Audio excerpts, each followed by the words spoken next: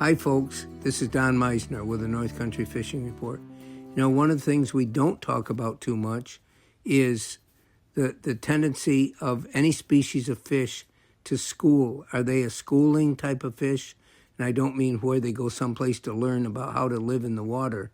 They kind of do that naturally. But schooling is natural for most beings, you know, whether it's schooling or it's herding up or flocking up or whatever. They do that for protection.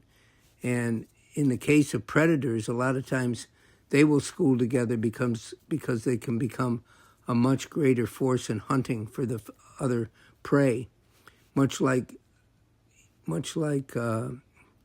tigers or lions or some of these other species, or wolves in particular. As a team, they become much more dangerous. And this is what happens with fish. Now, most of your prey type of fish tend to school together for protection because they blend in and they're less obvious as something that another predator is going to want to eat. And it's important that you understand this because it can determine how you fish.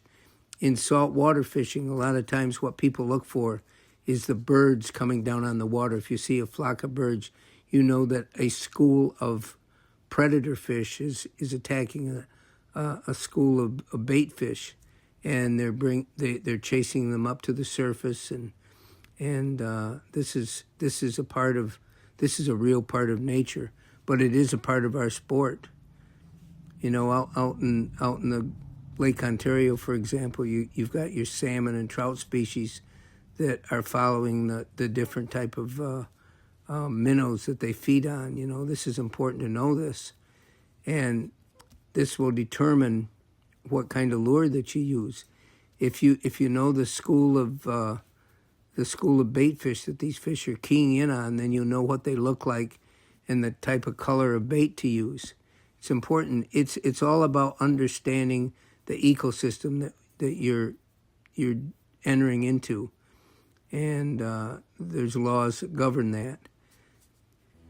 Until next time, folks, this is Don Meissner with the North Country Fishing Report.